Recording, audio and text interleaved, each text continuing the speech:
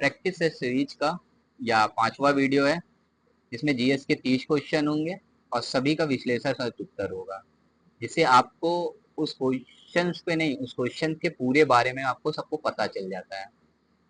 और चलिए शुरू करते हैं हम लोग पहले क्वेश्चन से अपना प्रैक्टिस सेट 5वें से।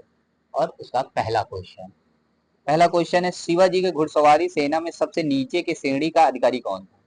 सबसे नीचे के श्रेणी का अधिकारी हवलदार होता है। और घुड़सेना के सबसे उच्च अधिकारी का क्या क्या बोला जाता था? उच्च अधिकारी को बोला जाता था सर ए नौबत बोला जाता था। सर ए नौबत बोला जाता था। इनके उच्च अधिकारी को सर ए नौबत बोला जाता था। और इनके घुड़सवारी सेना के संगठन को पागा बोला जाता था। इनके घुड़सवारी सेना के संगठन को पागा बोला जाता था। ठीक। और जो शाही शिवाजी के शाही घुड़सवार थे, जो शाही घुड़सवार थे, उन्हें बरगीर बोला जाता था। क्या बोला जाता था? बरगीर। चलिए दूसरा क्वेश्चन, कृष्णदेव राय अमूर्त मलाद की रचना किस भाषा में की? आप सबको पता है कृष्णदेव राय किस साम्राज्य का था? विजयनगर। विजयनगर साम्राज्य से इनका संबंध था और इनकी रचना थी अमुक मलाद। यह तेलुगु भाषा का था। तेलुगु भाषा के में ये अमयुक्त मलाद थी। इनके दरबार में 8 तेलुगु कवि थे। इनके दरबार में 8 तेलुगु कवि थे। अब तीसरे क्वेश्चन पे आते हैं। ये राजधानी दी हुई है और राजवंशों की राजधानी दी है। जैसे प्रतिहार, प्रतिहार के राजधानी थी कन्नौज। अब देखिए, और चोल की राजधानी थी तंजौर। परमार की राजधानी थी धारा। सोलंकी की राजधानी, सोलंकी बोलिए या इसी को चालुक्य बोलिए, चालुक्य और सोलंकी की राजधानी जो थी अहिल्यावाड़ा थी। ठीक। अब आपको चलिए हम इसके संस्थापक भी बता देते हैं। प्रतिहार, प्रतिहार के संस्थापक कौन थे? प्रतिहार के संस्थापक नागभट्ट प्रथम थे। चोल के संस्थापक आपको पता ही, विजय विद्यालय थे। परमार के संस्थापक थे कृष्णराज या उपेंद्र, कृष्ण राज या उपेंद्र। और सोलंकी के संस्थापक थे मूलराज प्रथम। ये संस्थापक है। जैसे देखिए, प्रतिहार के संस्थापक नागभट्ट थे और उसकी राजधानी कन्नौज थी। चोल के संस्थापक विजयाला थे और उनकी उसकी राजधानी तंजौर थी। परमार के संस्थापक कृष्णराज थे जिनकी राजधानी धारा थी। सोलंकी और चालुक्य की राजधानी अहिल्यावाड़ थे, उसके संस्थापक मूल्य राज फर्स्ट थे। इसके हिसाब से कौन सा सही होगा? पहला का डी, पहला का डी, दूसरे का ए, ये ठीक है। ठीक है दोस्तों, चौथा क्वेश्चन पे आते हैं। निम्नलिखित में अभिलेखों से चंद्रगुप्त मौर्य और अशोक दोनों का नाम उल्लेख है। देखिए, साहबजगड़ी शिलालेख आपको अफगानिस्तान पे मिलता है। यह भी डबल है। इसमें चंद्रगुप्त और अशोक, ये स्कंदगुप्त का जूनागढ़ अभिलेख है। ये आपको पता होगा, इसमें एक झील थी जिसको सुदर्शन झील बोला जाता है। सुदर्शन झील, इसका निर्माण चंद्रगुप्त मौर्य के जो गवर्नर था पुष्पगुप्त वैश्य, ये कराता है। पुष्पगुप्त वैश्य, पुष्पगुप्त वैश्य चंद्रगुप्त का गवर्नर रहता है। पुष्पगुप्त वैश्य कराता है सुदर्शन झील को, निर्माण कराता है। बाद में अशोक, अशोक का जो गवर्नर रहता है तुषाप, ये इसकी मरम्मत करा के इसमें नहर बनवाता है। और फिर आगे चल के स्कंदगुप्त, स्कंदगुप्त जो होता है इसकी मरम्मत कराता है। नुकसान हो जाता है बाढ़ में तो इसकी मरम्मत कराता है। और इसी जूनागढ़ अभिलेख में चंद्रगुप्त, अशोक और स्कंदगुप्त सभी का वर्णन मिलता है। अब आपका संबंध होगा सुदर्शन झील। पांचवा है नचिकेता यम बीच सुप्रसिद्ध संवाद निम्नलिखित में है, किस उपनिषद में है? देखिए आपको याद होगा नचिकेता और यम संवाद है, बहुत ही फेमस है। ये कंठोपनिषद में इसका वर्णन है, इसका वर्णन कंठोपनिषद में है। और आपको पता है मुंडकोपनिषद से क्या लिया गया है? सत्यमेव जयते, सत्यमेव जयते जो हमारा वाक्य है। और इसी कंठोपनिषद में ओम शब्द की पहली बार उल्लेख है। और केनो ये सबसे छोटा उपनिषद है, ये सबसे छोटा उपनिषद है। ठीक, छठा क्वेश्चन पे आते हैं। राष्ट्रीय आंदोलन की अवधि में जिस घटना ने मतभेद के बीज बोए अतः देश में विभाजन कराया, कौन सा राष्ट्रीय आंदोलन जो देश में विभाजन के जिम्मेदार है? आप समझ सकते हैं। इसमें आपको सबको पता ही होगा 1909 मार्ले मिंटो सुधार, मार्ले मिंटो सुधार, जिसमें पृथक निर्वाचन क्षेत्र और इसमें आरक्षण दिया था, मुसलमानों को पृथक निर्वाचन का आरक्षण दिया था। यही देश के विभाजन का सबसे बड़ा कारण बनता है। सबको आपको इसको पता है। देखिए इसका विश्लेषण 1909 मार्लियामेंटो सुधार, जिसमें विधानसभा में मुसलमानों को पृथक निर्वाचन क्षेत्र तथा स्थानों में आरक्षण देने के लिए, यही आगे चल के देश में विभाजन का कारण बनता है। सातवां क्वेश्चन, निम्नलिखित में से कथनों पर विचार की। भारत छोड़ो आंदोलन, भारत छोड़ो आंदोलन प्रारंभ करने से पूर्व दिन महात्मा गांधी ने, अब देखिए इसमें महात्मा गांधी ने क्या है, सरकारी कर्मचारियों को त्यागपत्र देने को कहा, पहले पढ़ लेते हैं। सैनिकों को अपने पद छोड़ने को कहा। राजसी सियासत और राजाओं को अपनी जनता के प्रभुसत्व स्वीकार करने को कहा। ये गलत है, ये गलत है, ये ठीक है। राजशाही रियासतों के राजाओं को अपनी जनता के प्रभुसत्ता को स्वीकार करना, जो जनता थे मतलब जो राजाएं थे उनको कहा कि जनता का प्रभुसत्ता को स्वीकार किया जाए। इसके हिसाब से ऑप्शन कौन सही होगा? केवल 3 सही है, केवल 3 सही है। आठवें क्वेश्चन में आते हैं। मोतीलाल नेहरू और सीआरदास 1930 में गठित पार्टी का नाम था। मोतीलाल नेहरू और सीआरदास 1930 में स्वराज पार्टी का गठन करते हैं।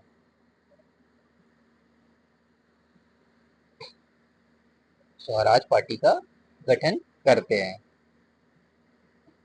9वां क्वेश्चन, 1904 में क्रांतिकारी संगठन अभिनव भारत संगठित किया गया था। अभिनव भारत के बारे में आप जान जाएं। अभिनव भारत ये पहले 1899 में मित्र मेला संस्था का, फिर इसे 1904 में इसका नाम अभिनव भारत कर दिया गया नासिक में। और इसके संस्थापक कौन थे? विनायक दामोदर सावरकर इसके संस्थापक थे। देखिए 1904 नासिक, नासिक है कहाँ? महाराष्ट्र, इसका आंसर महाराष्ट्र सही है। देखिए अभिनव भारत होता है 1999 मित्र मेला रहता है, जिसमें संस्थापक होते विनायक दामोदर सावरकर। अब फिर बाद में 1904 में नासिक में इसका नाम अभिनव भारत कर दिया जाता है। और नासिक है कहाँ? महाराष्ट्र में, इसका संगठित होता है महाराष्ट्र में। 10वें क्वेश्चन पे आते हैं हम लोग। निम्नलिखित में किसने भारतीय संघ तथा राष्ट्रीय सम्मेलन दोनों की स्थापना की? भारतीय संघ और राष्ट्रीय सम्मेलन दोनों की स्थापना की। शिशिर कुमार बोस, सुरेंद्र नाथ बनर्जी, आनंद बोस, ये है सुरेंद्र नाथ बनर्जी और आनंद मोहन बोस। इन्होंने 1876 में बंगाल में इंडियन एसोसिएशन का गठन करते हैं, इंडियन एसोसिएशन का गठन करते हैं 1876 में। 11वां क्वेश्चन, वायुमंडल किस मंडल के 1000 मीटर ऊपर जाने पर तापमान 6.5 सेंटीग्रेड की दर से कम हो जाने लगता है? या साइंस का क्वेश्चन है, सॉरी ये भूगोल का क्वेश्चन है। ये देखिए, ये 1000 मीटर के ऊपर से जाने पर 6.5 सेंटीग्रेड दर से कम होता है। इसका आंसर मध्य मंडल में नहीं, आयन मंडल, ओजोन मंडल, क्षोभ मंडल में होता है। इसमें दर क्या होता है, सेंटीग्रेड दर कम होने लगता है, टेम्परेचर क्षोभ मंडल में होता है। और इसी क्षोभ मंडल में बादल होते हैं, कोहरा होता है, मेघ की गर्जना होती है, ये सब इसी में घटित होता है। आगे नेक्स्ट क्वेश्चन पे आते हैं। पर्वतों की उत्पत्ति रेडियोधर्मिता सिद्धांत प्रस्तुत की। पर्वतों की उत्पत्ति का रेडियोधर्मिता सिद्धांत किसने दिया? जॉली ने दिया। जॉली ने दिया रेडियोधर्मिता सिद्धांत। होम्स, अगर हम देखें सबके बारे में, सबने एक एक सिद्धांत दिया है। अब चलिए देखते हैं। होम्स ने संवाहन सिद्धांत दिया। होम्स ने संवाहन सिद्धांत। कोबर ने भू भू उन्नति सिद्धांत। और डेली ने खिसकते महाद्वीपों का सिद्धांत दिया है। देखिए, जॉली ने रेडियोधर्मिता सिद्धांत दिया, होम्स ने संवहन सिद्धांत दिया, कोबर ने भूश उन्नति का सिद्धांत दिया, डेली ने खिसकते महाद्वीपों को सिद्धांत दिया। निम्न में से 13वां क्वेश्चन देखिए, निम्न में कौन सा खनिज बिहार में मिलते हैं? बिहार में कौन सा खनिज मिलता है? देखिए, कोयला, मैग्नीज, लोहा, पेट्रोलियम। बिहार में इस समय लोहा ही मिलता है, केवल लोहा मिलता है। अगर यही 2001 के पहले अगर देखा जाए तो बिहार क्यों, क्योंकि झारखंड भी साथ में था, तब वहां कोयला और लोहा ये सब मिलेंगे। बट अब इसमें बिहार बोला है तो बिहार में केवल लोहा मिलता है। इसका आंसर होगा बी, केवल लोहा। झारखंड के बाद अब बिहार में केवल लोहा है, इसीलिए वो स्पेशल राज्य का दर्जा मांगता है, क्योंकि उसके पास से खनिज अब बचे ही नहीं है, झारखंड के पास चले गए कोयला। निम्न में अपना उत्तर चुनिए, ये तो सुन लिया। दूसरा 14वां क्वेश्चन पे आते हैं।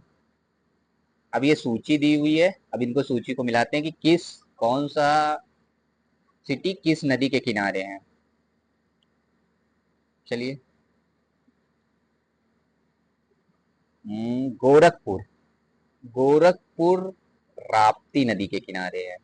फैजाबाद बोलिए या अयोध्या बोलिए। अयोध्या किस नदी के किनारे है? सरयू के लिए।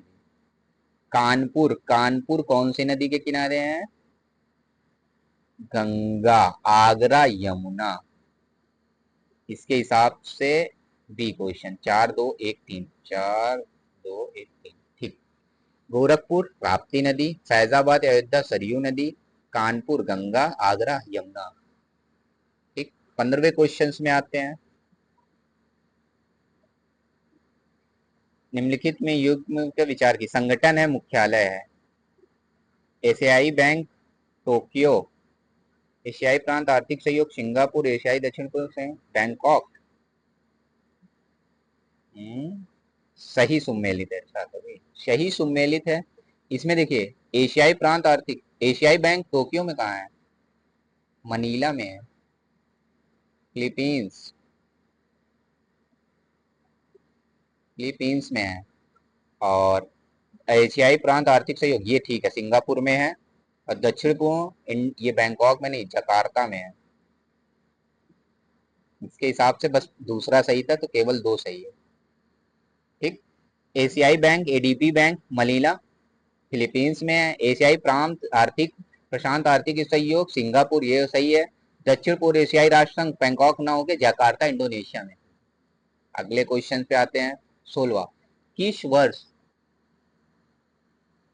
को भारत को जनकीय का विभाजन कहा गया है? ये जनकीय का मतलब होता है कि भारत में जनसंख्या वृद्धि कब देखी गई, कितने ज्यादा देखी गई। 1921 में इसे महाविभाजक वर्ष कहा गया है, और इसी में जनकीय विभाजक है। इसे बोला जाता है 1921 को ही महाविभाजक वर्ष कहा जाता है। इसी में सबसे जनकीय वृद्धि दर देखी गई। निर्मल ग्राम पुरस्कार योजना का उद्देश्य नहीं है। देखिए नहीं, देखिएगा क्वेश्चंस में यूपी नहीं बहुत ज्यादा क्वेश्चन से पूछता है, इसलिए नहीं पे हमेशा ध्यान रखिए, क्वेश्चन को अच्छे से रीड करिए। 17वां क्वेश्चन पे हैं हम लोग। स्वच्छ स्वच्छता, निर्मल ग्राम स्वच्छ स्वच्छता, तालाब यानी जो स्कूलों का स्वच्छता, पीने के लिए स्वच्छ जल, आंगनबाड़ी, ये ठीक है, ये ठीक है, ये ठीक है। स्वच्छ स्वच्छता नहीं देख। निर्मल ग्राम पुरस्कार, देखिए निर्मल ग्राम पुरस्कार इसलिए तालाब और जो स्कूलों का स्वच्छता देखता है, पीने का जल को देखता है, आंगनबाड़ी की स्वच्छता देखता है, शौच स्वच्छता नहीं देखता। 18वें क्वेश्चन पे आता है न्यूनतम समर्थन मूल्य, एमएसपी जिसको बोलते हैं, इसका निर्धारण कौन करता है? भारतीय कृषि अनुदान परिषद नहीं, राज्य सरकार नहीं, कृषि लागत एवं मूल्य आयोग करता है। कृषि लागत एवं मूल्य आयोग करता है। अब 18वां 19वें क्वेश्चन पे आते हैं हम लोग।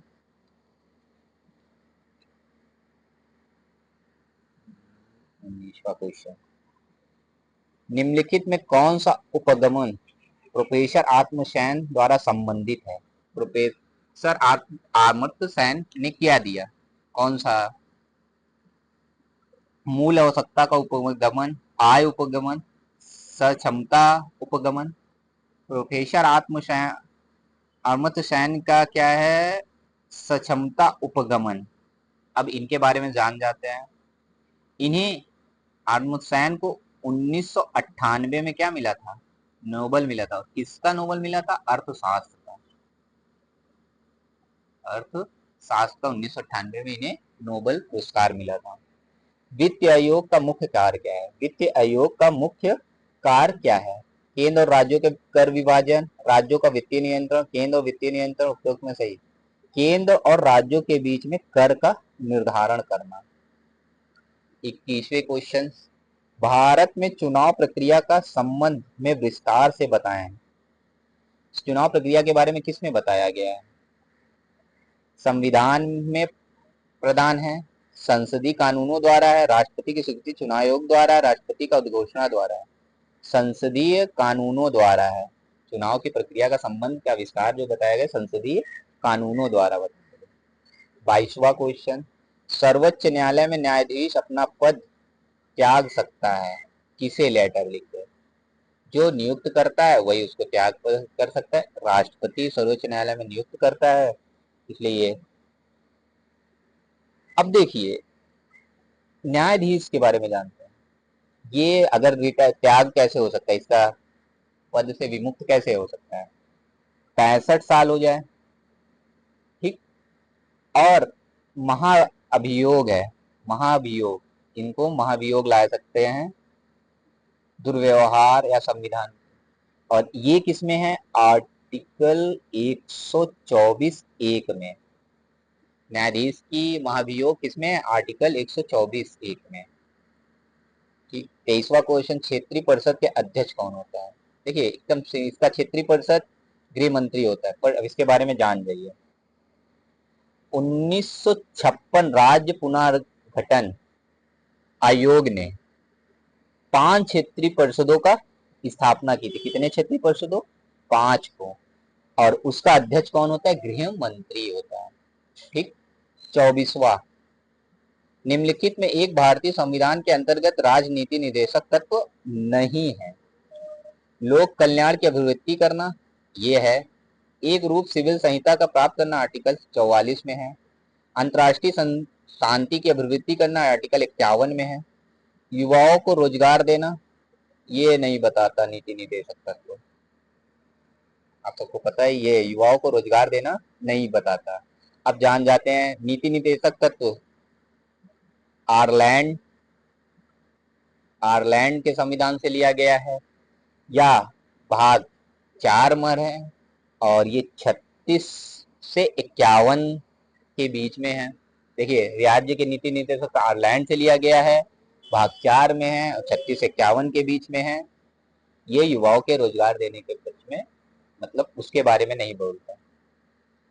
भारतीय संविधान किस अनुच्छेद के प्रावधान के अंतर्गत संशोधन किया जा सकता है? मतलब संविधान संशोधन किस आर्टिकल में है? अनुच्छेद, पहला ही ऑप्शन है अनुच्छेद 368 में। चलिए सबके बारे में जान सकते हैं। अनुच्छेद 368 में भारतीय संविधान संशोधन है। और भी ये आर्टिकल 360 में वित्तीय आपात है, वित्तीय आपात है। 356 में राष्ट्रपति शासन है, राष्ट्रपति शासन है। और 352 में राष्ट्रीय आपात की उद्घोषणा है, राष्ट्रीय आपात की उद्घोषणा है। सभी 368 में संविधान संशोधन है, 360 में वित्तीय आपात है, 356 में राष्ट्रीय आपत्ति शासन है और 352 में राष्ट्रीय आय उद्घोषणा है, राष्ट्रीय आपात उद्घोषणा है, सॉरी। एथलीट फूट, अब ये साइंस का क्वेश्चन है। एथलीट फूट बीमारी होती है, एथलीट फूट ये बीमारी होती है कवक द्वारा, फुफूंद, जिसे कवक बोलते हैं, फुफूंद। और कवक द्वारा और कौन सी बीमारी होती है? दमा होती है, खाज होता है और गंजापन होता है। किसी क्वेश्चन, किसी पेपर में आया था गंजापन किस कवक से होता है, चलिए उसको देख लेते हैं। गंजापन टीनिया, टीनिया कैपिटिस,